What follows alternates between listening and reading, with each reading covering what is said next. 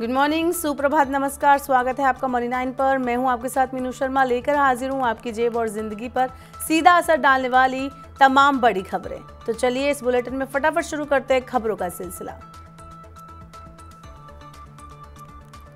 पहली खबर के साथ हम इस बुलेटिन की शुरुआत करते हैं। भारतीय रिजर्व बैंक की इस हफ्ते होने वाली मौद्रिक समिति बैठक में पॉलिसी दरों में किसी तरह का बदलाव होने की संभावना नहीं है। केंद्रीय बैंक के लिए खाद्य महंगाई अब भी चुनौती बनी हुई है। अनाज और दालें पहले से ही महंगी बनी हुई हैं।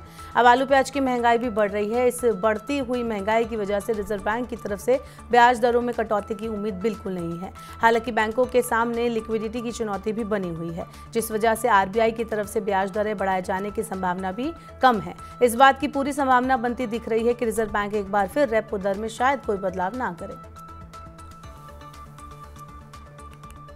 एनएचएआई के एक्सप्रेसवे और राष्ट्रीय राजमार्गों पर सफर करने के लिए अब आपको ज्यादा शुल्क चुकाना होगा। National highway authority of India ने 3 जून से पूरे देश में टोल टैक्स बढ़ाने की घोषणा की है। एनएचएआई ने औसत तौर पर टोल टैक्स में 5% की बढ़ोतरी की है। टोल टैक्स में ये वृद्धि पहले 1 अप्रैल से लागू होनी थी, लेकिन लोकसभा चुनाव को देखते हुए इसे टाल दिया गया था। एनएचएआई ने देश भर में कुल 855 टोल प्लाजा हैं। इन सभी पर टोल टैक्स अब ज्यादा चुकाना होगा। दिल्ली मेरठ और ईस्टर्न पेरिफेरल एक्सप्रेसवे का इस्तेमाल करने वालों की जेब पर बोझ बढ़ गया है। दिल्ली मेरठ एक्सप्रेसवे और ईस्टर्न पेरिफेरल एक्सप्रेसवे पर टोल टैक्स 5% बढ़ गया है। टोल टैक्स बढ़ने के बाद 4 व्हीलर को 45 रुपए से लेकर 160 रुपए का टोल देना होगा। वहीं भारी वाहनों को 50 रुपए से 250 रुपए तक का शुल्क देना होगा। 135 किलोमीटर लंबे एक्सप्रेसवे पर मौजूदा टोल 2.19 रुपए प्रति किलोमीटर है।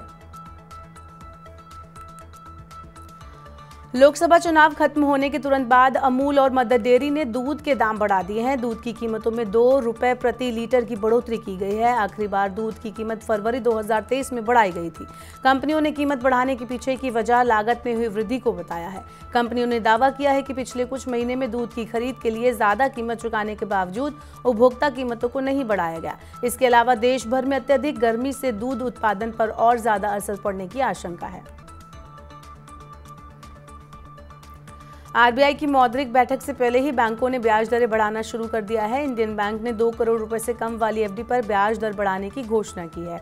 एफडी पर नई ब्याज दरें 3 जून से प्रभावी हो चुकी हैं। इंडियन बैंक ने 1 साल से लेकर 2 साल से कम वाली एफडी पर ब्याज दर 80 बेसिस पॉइंट बढ़ाई है। इस एफडी पर सामान्य ग्राहकों को पहले के 6.30% के बजाय अब 7.10% ब्याज मिलेगा। इसके साथ ही बैंक ने अपनी स्पेशल एफडी की अंतिम तारीख भी बढ़ाकर 30 जून कर दी है। जेएम फाइनेंशियल म्यूचुअल फंड ने एक नया fund JM small cap fund launch किया है। ये एक ओपन एंडेड इक्विटी स्कीम है जो मुख्य रूप से स्मॉल कैप स्टॉक में निवेश करेगा। ये एनएफओ अभी सब्सक्रिप्शन के लिए खुला है और 10 जून 2024 को बंद होगा। इस फंड का लक्ष्य तेज गति से वृद्धि हासिल करने वाली ऐसी कंपनियों में निवेश करना है जिन्हें भारत की अर्थव्यवस्थाओं की वृद्धि से फायदा हो रहा है। स्मॉल कैप कंपनियां लंबी अवधि के निवेशकों के लिए आकर्षक बनी हुई हैं।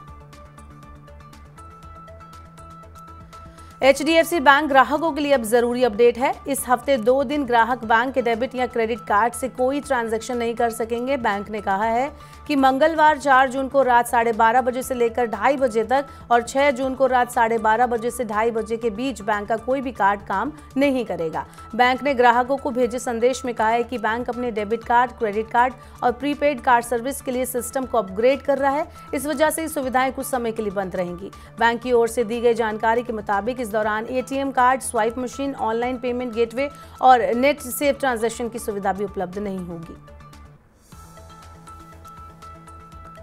कपड़ों, इलेक्ट्रॉनिक्स और फुटवेयर पर मिलने वाले डिस्काउंट अब खत्म हो गए हैं। धीमी रिटेल सेल ग्रोथ को देखते हुए कई प्रमुख रिटेलर्स अपने प्रॉफिट को बनाए रखने के लिए अपने उत्पादों पर डिस्काउंट को कम कर रहे हैं। डिस्काउंट में कटौती करने वाले प्रमुख रिटेलर में आदित्य बिरला फैशन और रिटेल अरविंद और वी मार्ट प्रमुख हैं। ओपेक प्लस देशों ने कच्चे तेल के उत्पादन में कटौती की अपनी योजना को अब 2025 के अंत तक जारी रखने का फैसला किया है। ये फैसला slow demand growth, high interest rate और यूएस में बढ़ते ऑयल प्रोडक्शन के कारण उपजी चुनौतियों के मद्देनजर मार्केट को स्टेबलाइज करने के लिए लिया गया है। कच्चे तेल के उत्पाद में होने वाली इस कटौती से अंतर्राष्ट्रीय बाजारों में इसकी आपूर्ति सीमित रहेगी, जिससे इसकी कीमतें घटने के बजाय बढ़ने का जोखिम है।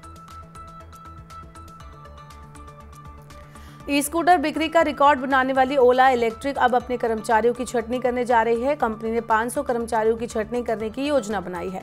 आईपीओ लाने से पहले कंपनी अपनी ऑपरेशनल लागत को कम करना चाहती है। यही वजह है कि कंपनी कर्मचारियों की छंटनी कर रही है। छंटनी वाले कर्मचारियों की संख्या अभी तक फिक्स नहीं है, क्योंकि कंपनी अभी इसका आकलन कर रही है। हटाए गए कर्मचारियों की जगह कम वेतन वाले कर्मियों की नियुक्ति की जा रही है।